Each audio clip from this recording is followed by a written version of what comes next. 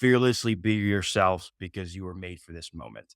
And so I think as coaches, we should live fearlessly in these moments because no matter where you're at, you're made for that moment and you're made to change in that moment if that's what it calls for. 614 Headsets is proud to be sponsored by Fundraising University Ohio. Fundraising University Ohio offers a variety of fundraising efforts that helps football teams run profitable, effective, and fast-paced fundraisers designed to raise the most money in the shortest amount of time to reach their fundraising goals. It's a good win. There's a lot of people. It's like Woodstock, except everybody's got their clothes on. I'm gonna eat a damn snack. You're like my wife when you get in space. You just get lost. Short steps are better than long steps. That's the only time in your life you're going to have short is better than long. Welcome, everybody, to another great episode of 614 Headsets. We're the show where we say strategy meets story. We're three high school coaches from Columbus, Ohio that are committed to bringing you great content that's both educational and entertaining around this great game that we just love. The weather's turning. Guys are getting out and throwing outside. There's some 7-on-7 stuff picking up and some showcase stuff. It's that time where you can start to feel in the air that football's almost back here in Ohio. We're excited that you're joining in. If it's your first time, give us a like, subscribe, let us know what you think. And we just appreciate you joining us. Boys, how's everything going? Rolling. The week is rolling. We're just getting it done. You already know the nice weather, but did you see next week? You're talking about nice weather. Next week's 40 degrees. My spring break. Thanks a lot, Ohio. Thanks so much. That's the one good thing about CCS right there. Or not the one. We have many good things about Columbus City Schools, but we have our spring break very late, which is nice. We get nice weather, nice golfing weather. There you go. But we're ready to go. Just feel nice and energized this week. Been grinding in this weight room, Kyle, trying to look like you one day. So we're getting there. Can try. Donnie, how you doing? Nice that you're together, I guess, today. Yeah. I like your shirt. Yeah, it's not bad. Nice and together. Listen, we already talked about the weather, but I'm sitting here looking at some beautiful 614 headsets gear, some new hats that Coach Stout is thankfully modeling for us. I got some new Washington Redskins gear, not Commanders, sitting on my table right next to me that I found. So I'm in a great mood right now. Yes, sir. Yes, sir. We got some fly new hats. They're looking great. We love them. They came out great. I think it's that time, man. We everybody wants motivated, right? Okay, let's get to this locker rocker by Max Effort. Football coaches, listen up. You spend hours in the weight room and on the field pushing your athletes to be their absolute best. But are they fueling their bodies with the right supplements to maximize performance and recovery? Max Effort Muscle provides safe, trusted, and effective supplements designed specifically for athletes, trusted by Division I strength coaches and top college programs across the country. Their lineup includes everything your team needs to train harder, recover faster, and perform at their peak, from whey protein, amino recovery, creatine monohydrate, and NDR hydrate. Now, listen, everybody knows football is won in the trenches. Don't let poor nutrition be the weak link in your program. Reach out to them today and get your team on Max Effort Muscle. They work with any team, any size, any budget. Visit maxeffortmuscle.com and email Tyler Treadway. His email is treadway@maxeffortmuscle.com to learn more about team pricing, partnerships, and get a custom package made for your team for as low as $250. Yeah, it's small, man. Big announcement just came out, right? They're coming out with their own on-the-go protein bar. First one ever with creatine for you sayers. Right? I need it. I pump it into my veins.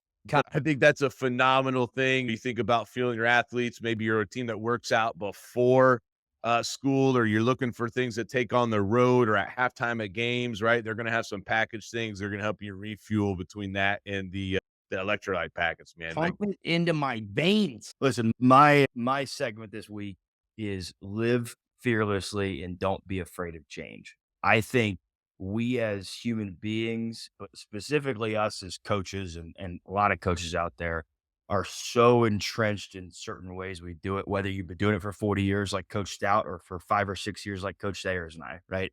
You have ways that you learned in high school and in college that you may take with you, how you coach, how you live, or what you've been doing at other programs. But I think we as coaches are so scared sometimes, whether we realize it or not, to change our habits or change our coaching styles for the best, whether that's how you coach your individual unit, your communication style, maybe hitting the reset button when it comes to culture rebuild or just changing what you do in your culture in your program to fit the needs of your team. And I think we as coaches need to trust what our instincts are. Even if you don't know what your vision is for what that change is going to be, you got to trust that you're a coach for a reason. Like you're put there for a reason because you're at least somewhat good at it. And I was on YouTube a couple of days ago. This was sparked it, or for the next one, it was I had the Redskins were doing like these YouTube videos about the season, and it popped up recommended videos, like those old school, like Ohio State hype videos. And one of them that popped up was from the Sugar Bowl when they played Alabama. And they had this line from Luke Fickle in the background where he's getting the defense all hyped up, and he goes, "Fearlessly be yourselves because you were made for this moment." And so I think as coaches, we should live fearlessly in these moments because no matter where you're at, you're made for that moment and you're made to change in that moment if that's what it calls Say for. that one more time, Donnie. Fearlessly be yourselves because you are made for this moment. I love it. I Good love one. it. Shout out Luke That Fickle. rocked my locker. Let's get at mic drop. Let's get into the episode. All right, this is an episode I'm fired up for. It's been like season 3 has been the season of bringing some former teammates on, and tonight we've got Joe Horn, the newly appointed head coach at Toledo St. John's. Joe, how you doing, man? Doing great. Appreciate you guys having me on. Excited to be here. Hey, we're excited to get into our topic tonight with you, talking about wide receiver development and play, titled Stance and Score. And before we get in that, though, we always like to start it off. And why don't you just give us the football life of Joe Horn? Like, you've got quite a story and quite a lot of accolades from college time. Why don't you just fill everybody in about your life? It all started back in Asheville with Coach Stout back in the day there in '06 for me. And I think you joined us with '07. Oh, wait. '08, you able to join us with the Eagles. Yeah, I had a really good career there, playing receiver at Ashland University, and able to parlay that into a couple preseason games with the Indianapolis Colts, and then did Canada for a month. And they realized they ordered a white guy and they sent me back here to America real quick.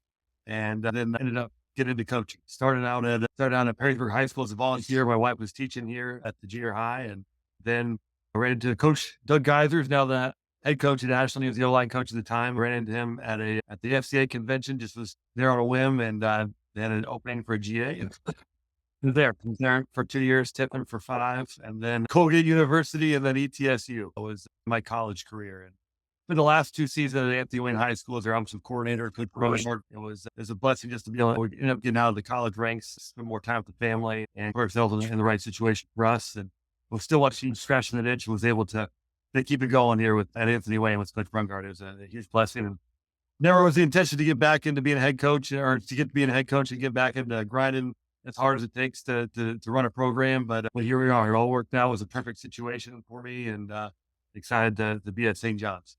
And he didn't talk about either, like the fastest man in the universe, too. D2 National Track Player of the Year. He's like one of those guys I tell you, we're out there running 110s, and he's not even sweating.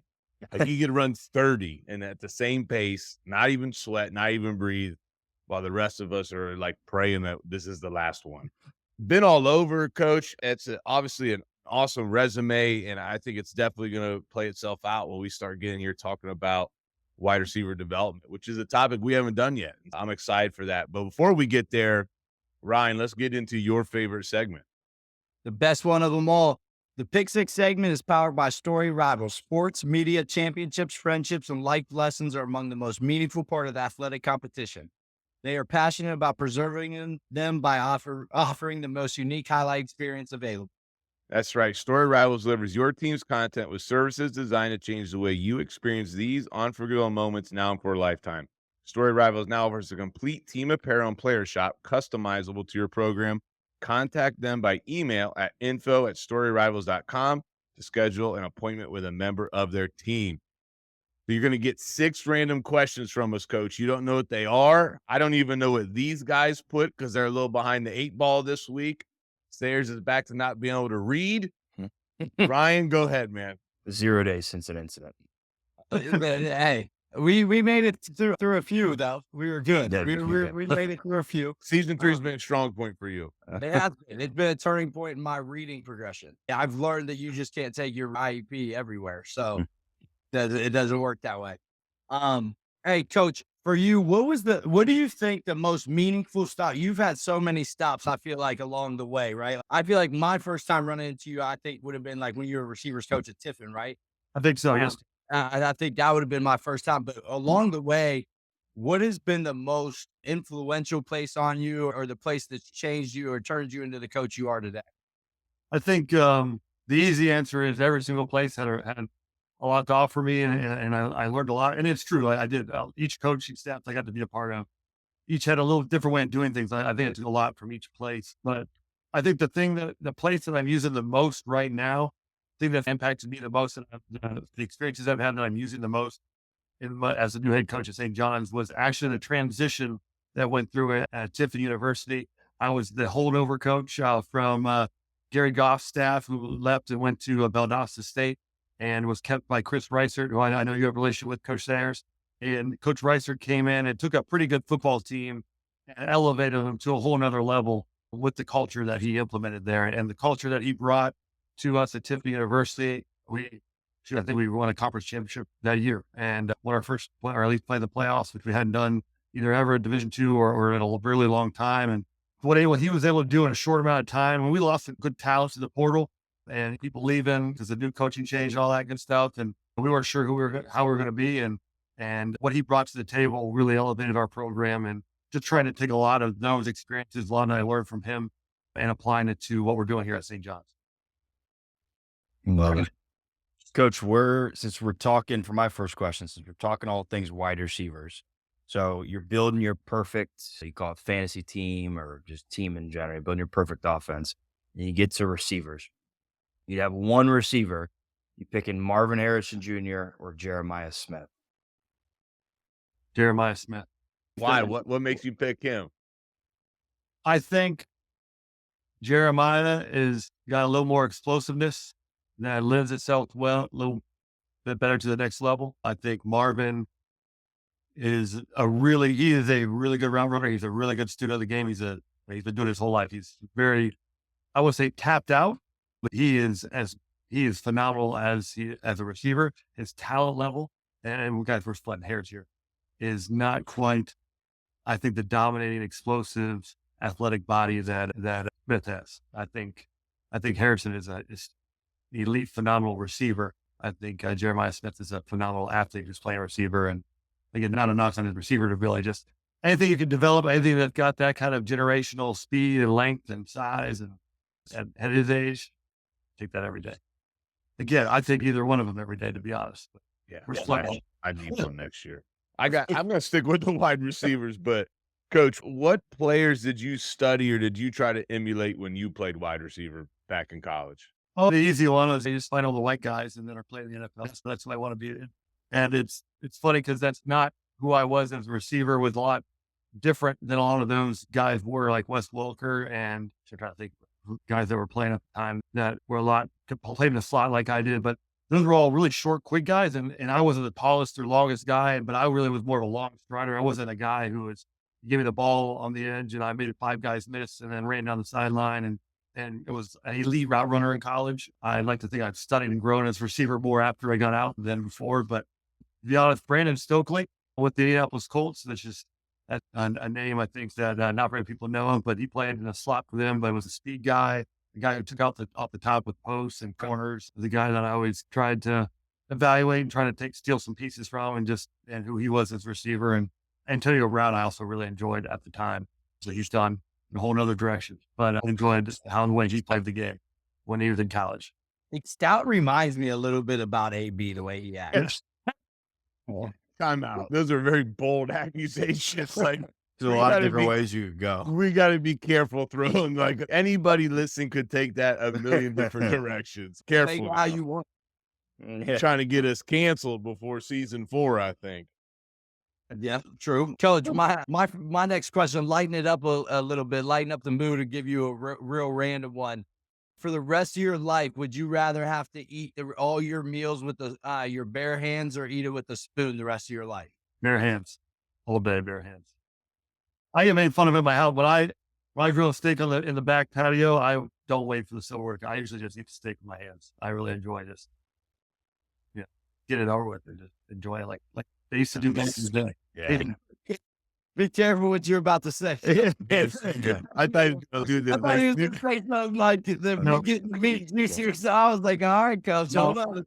Would have made for a great clip. That would have been a great intro clip. No, that was a question that came up in my classroom. And the funny thing is a lot of the students said with a spoon. I'm like, oh no.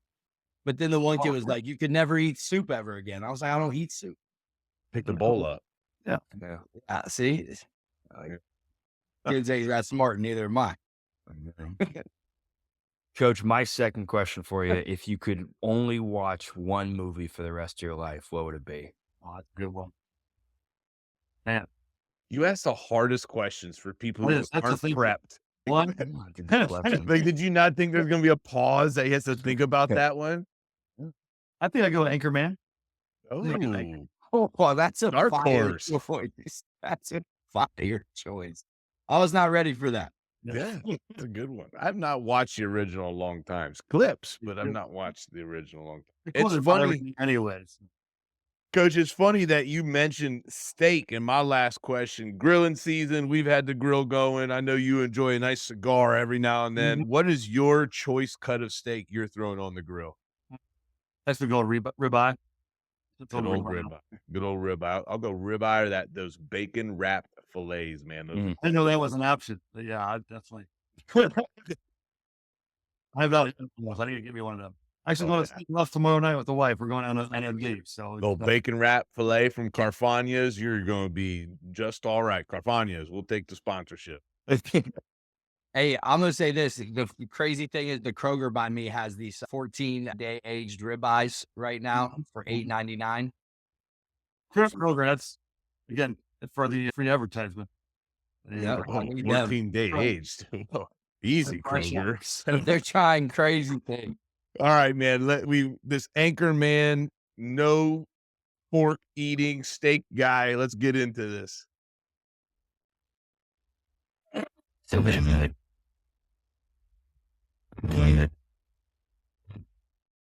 right, we brought up, but the main topic of tonight's show is all about wide receiver play and development. Of course, main topic of tonight's show is powered by First Down Playbook. First Down Playbook is the nation's leading playbook and play design software with over 35,000 professionally drawn and editable team plays with notes and full playbooks to start from to be on your way to getting an edge over the competition. First Down Playbook can be your entire team manager system with practice schedules, scripts, custom quarterback wristbands, and more. If you use the code HEADSETS25 or mention our show, you'll receive 15% off what's already the most affordable option. Today's game, the link is in our show notes, all over our Twitter.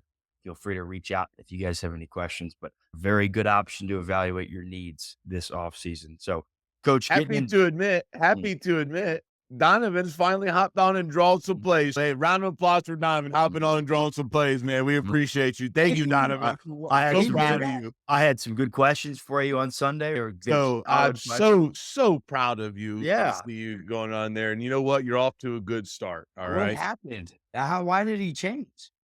I had a job. My boss gave me a job to do, Sayers. And I like that. You know what I mean? Because I tell my kids all the time, you got to be so scared to lose that you're willing to change. You know what I mean? You're not so scared to change that you're willing to lose. And I like the attitude you just took. I didn't connect that one. Yeah. I think you said it two different ways each time, and so it didn't connect. You're supposed to say it two different ways. You just aren't smart enough. Okay. Do you want me? I'll go over it after the podcast. No, let's get into talking about wide receivers. Coach, will we start this off? So I guess just take us through your thought process when you're evaluating wide receivers, right? When you're identifying receivers on your team or in your unit that you think could be difference makers for you. What are some of those traits or what are some of those intangibles that you're looking for, just generally speaking, early on in that evaluation or development process? The first one is how naturally they can catch the football. Seriously, one of my first questions when I interviewed at Tip University, they asked me, how do I teach my receivers to catch? I said, I don't. I go get new receivers. And that's, to be honest, I think it's one of the hardest things to teach because it's a repetition thing. I mean, anyone can catch the football, but it takes a lot of time, a lot of work. And the guys that have been doing it comfortably for a long time, they're just really just picking up the receiver position. It's hard to get comfortable catching the ball. And the only thing that fixes it really just is reps. And obviously bigger hands helps and all that good stuff. But just being comfortable catching the football is, you can be a great route runner, you can be a great blocker, but it's really hard to play the position if you can't naturally catch the football. And again, that sometimes, again, in college, you can say that. In high school, it's a little bit different. I think they said we try to put our guys in the right positions. Like for some guys, it's easier for them to catch over the shoulder. And when you're facing the ball, when you're facing the quarterback running at them, that's the hardest catch of football. So we try not to put those guys in those situations, try to play their strengths and help build that confidence. Because the other thing is, if you're not naturally good at catching the football and you get a couple of those drops going, and all of a sudden you start to spiral, and trying to keep those kids out of those situations, I think is really important. My favorite thing is you just play less of them, right? You got to have at least one or two that can catch. You just Well, use the personnel group. I just say, I don't need you. I'll just use more blockers. If you're not going to block, I'm going to bring in people who can. Exactly. And to be honest, at Anthony Wayne, that's when we ended 2 years ago. We had 10 personnel the whole game, and we didn't have very many of those guys that we did the year before. And we ended up being a lot of huge 12 personnel team. Coach, talk to me. What are the core areas you work in developing wide receivers? There's so much you can work on. You might only get 15 minutes individual. Do you have a certain process or a way that you structure? Okay, we're going to work warming up or top of the route, or we're going to work contested catches, or we're going to work some blocking. Do you have a structure in mind to how you go about picking your drills? Yeah, I mean, typically for us in the summer is when we want to really hammer those individual drills, working on our break mechanics, working on our releases. Once we get into the season, you're in, like you said, you got that 15 minutes of individual work. We're probably, if we got a new route going in, or hey, this is the RPO route of the day that we're really going to hammer this week. We're really trying to create understanding with our route running. Understand, hey, these are the different looks we're expecting to get, whether it's inside leverage or press. Here's how we're going to deal with it. If he's off and we're expecting a bunch of cover 3 or something like that, this is how we're going to attack it that way. Just making sure they're educated on the different looks that we're expecting to see that week, and running the routes against those looks and just talking through. Well, the hard thing about receivers, there's so much wide open space. There's so much variables that could happen, and trying to eliminate that, or trying to go through as much of that as we can. I think the O-line and D-line need to play in that small box. And there's not much gray area. For us, there's just so much gray area. We're trying to give as many answers as we can and give them the tools to solve any problems that may arise throughout the week or on Friday the best we can. Coach, for you, obviously developing young, like wide receivers, you develop them from a young age, from the start of it, right? And you obviously now being in high school and you're now head coach and stuff, you're going to get those kids right away, like middle school, be able to continue to develop them. What's the biggest mistakes that you see young wide receivers making? The young guys, they just want to work on those one-on-one releases, and they want to do so much in their route running because that's what they see on. I hate to sound like an old grumpy guy, but when they see on the TikTok, what they see on Twitter is, there's the cool stuff, make kids slow down. But really, very rarely are we putting ourselves in a phone booth and trying to win one-on-one with press coverage. If you're getting pressed a lot, you probably stink. And as a receiver, and we want the most disrespectful thing anyone can do is play a press man. Obviously, you got to be able to win against that, but we're expecting as receivers to get a lot of zone coverage, to get different looks, to get help from the backers coming underneath us, to get collisions by backers, to get safety spinning down, and really understanding the spacing and understanding that route running is really just going straight and changing direction efficiently. That's what we're trying to teach our young guys is really understanding the space that we're trying to fill with our concepts and where we want them to be for the football. But yeah, what we're trying to teach our young guys really basically is just trying to get them to understand the spacing that they're trying to fill in our route concepts. But then number 2, that route running is just trying to change direction efficiently. And so we really work on our break mechanics and not doing too much in our route. I think a lot of young kids don't understand the quarterback's on a he's on a timeline. We understand what we are in the progression, and usually we don't have much time to create. We're just trying to win. Coach, you talk about Sayers asked about mistakes that young receivers make in a different light, but you played the position, you coached the position in collegiately, and you have a great understanding of what it takes. And this is for all positions, I think, when it comes to the recruiting process. But I think you see this a lot with receivers, of young receivers. I need my targets, otherwise I can't go play college football. Like, I need to get X amount of yards, otherwise this school won't recruit. Can you talk about, like, you talk about route running and obviously the ability to catch and being your breaks. Can you talk about the things that it takes to get to that level of any level of college football from a young wide receiver outside of just the kids will focus so much on?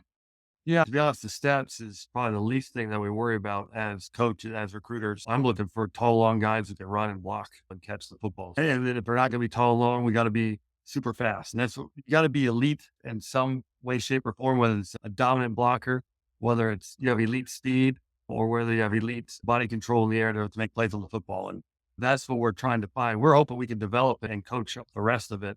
And there's plenty of times we took receivers that didn't have great stats, but they were exciting prospects. And I know that's frustrating for people. A lot of kids like that.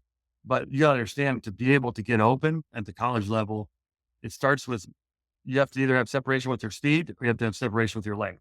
And if you're not having separation with one of those two things, then you're gonna have a lot of trouble getting open. Anyone can catch the football when they're open, but creating that space to get open is the hardest thing to do. And you have to have some sort of God-given gift or just be a really elite student of the game. And it's, I was touching on with Marvin Harrison. Like, again, he is elite, his getting out of his cuts, his route running, his knowledge of the game really allows him to get open. That's why I think he's struggled a little bit at the NFL level, is because he's not able to create separation naturally with his own ability. He's got to rely on elite receiver play. All right. Matt. He talked about releases and that a key thing. And he said a good point about, I can tell Coach Horn isn't a fan of the route god, the guy on Instagram with all of this everywhere. But Destroyer too, like that. yeah, Guy. like I just discovered the route god last year. And that's my biggest thing. And not to get on a tangent here, but no one taught Allen Iverson how to do a crossover. They showed him what a crossover was, and then he created it himself. And that's what I try to teach my receivers. We give them the fundamental tools. Like, this is what we need to do. We have low shoulders. We have tight, quick, violent arms. And whether we're making an inside move or an outside move, we need to have our feet inside underneath our body. But at some point, the receiver's got to be able to create on his own. We don't want to be robots. I don't want to say, hey, I need an inside outside jab with a 2-step release, speed cut. Like, no, we want an outside release, win. And you have to figure out, now we practice different stuff. We give them opportunities to practice their creations, their practice. But at some point, our receivers got to be able to be creative on their own. They have to put work in on their own and make their moves their own. Again, anyone can do a crossover, but no one can do a crossover like Allen Iverson. No one taught him that. He created that himself. That's my philosophy when it comes to receiver. And that gets into a little bit what I was going to ask you. I think it's pretty easy to teach your kids, like, the press man defeating things. You know what I mean? What do you do, or what type of advice do you talk about with stemming at the second level, right? That point of contact's coming. I got to run this way, right? And I know I'm going to get rerouted.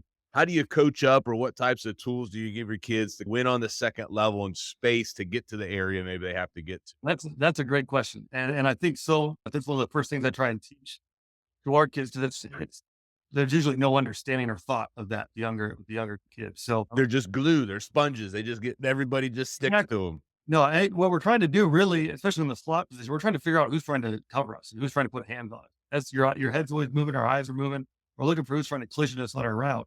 And as soon as we figure out who it is, we want to attack them by running right at the middle of their body. If we run at the middle of their body, they're either going to stay where they're at, which is fine because now I can work my release.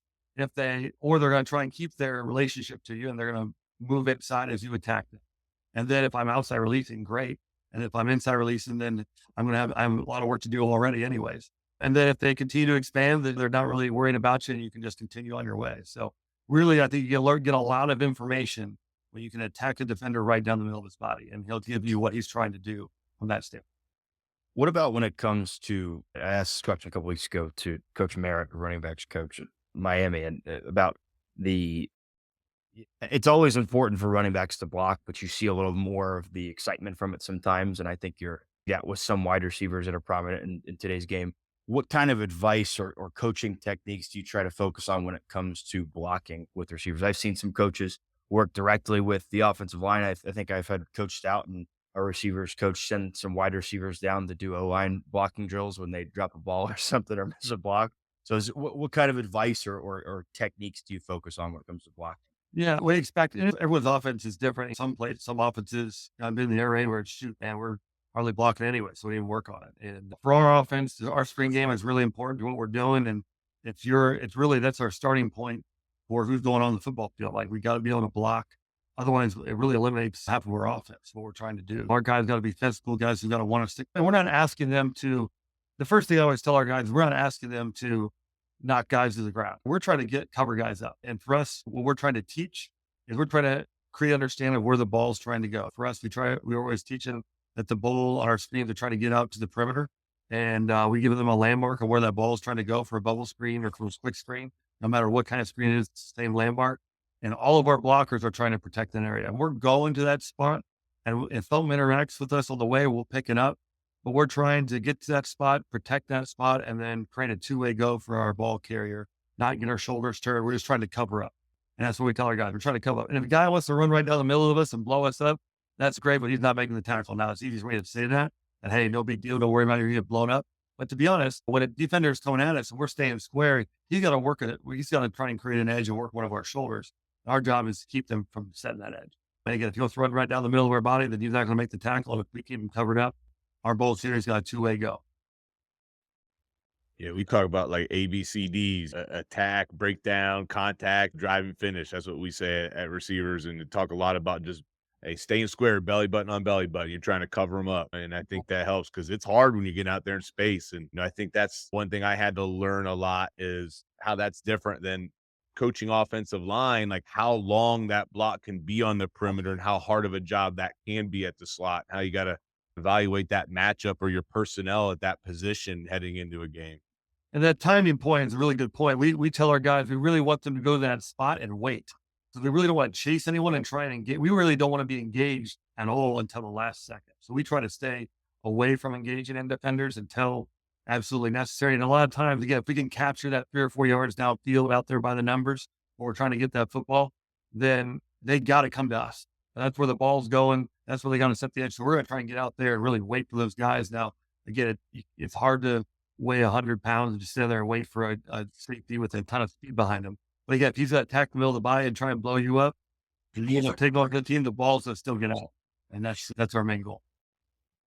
Coach, what are you doing? What type of roles technology may be playing in the developmental process? Maybe film study, or there's something else going on. Like I know, like we're right around the corner. Like VR is starting to become like absolutely obtainable at the high school level with quarterbacks. You got any special things you do with your guys, technology wise?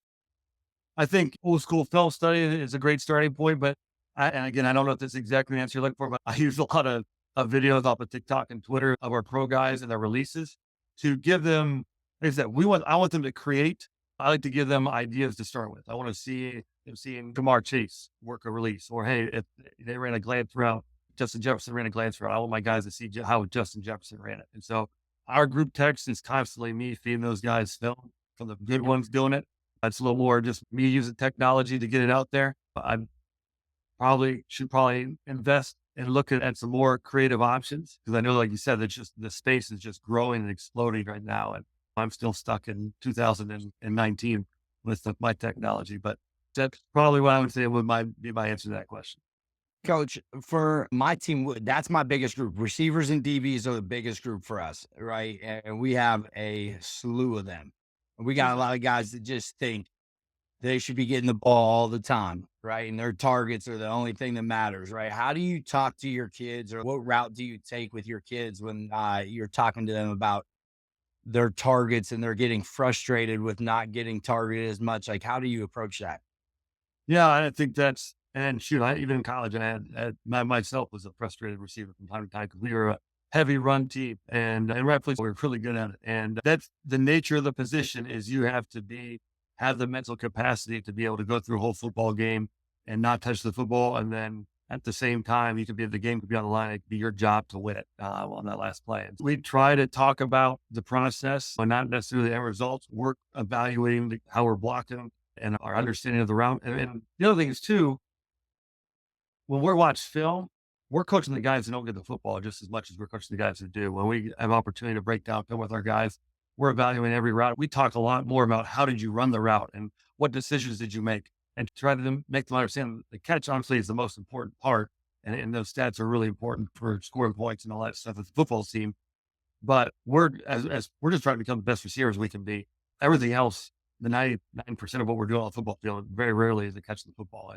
And we put a lot of talk into it, we put a lot of evaluation, put a lot of time in our film study of those things, and we celebrate it as a group. We do a game that we have call the garbage man, and reward if they go a whole practice without dropping the football as a receiver group. Then and we only count team and good on good periods and 7-on-7s in the practice, and there's probably about 20 or 30 balls thrown. Where hey, if there's a drop, if there's no drops, everyone gets a milkshake, and if there is if as we're going, if there is a drop, that person 5 up downs, and then whoever has the next drop, they take all those up downs onto them. So if there's 5 drops of the day, the last guy to drop it ended up doing 25 up downs. So it's more of a team. It's more of a group stat instead of an individual stat, our catches, and try to put that pressure on them throughout the day just to build up. It's similar to what it would be like in football. Damn, I would be sick if I hit number 30 and I got 8. I've caught everything the whole day, and then 7 other dudes have dropped it, and bang, I dropped my last one. It's happened before. And I'd be setting cats up, man. If I didn't like the dude behind me and I knew we got like coach goes one more, I'm dropping that one before him just so I can try to set him up. All right. I'm gonna play. I'll play those cards.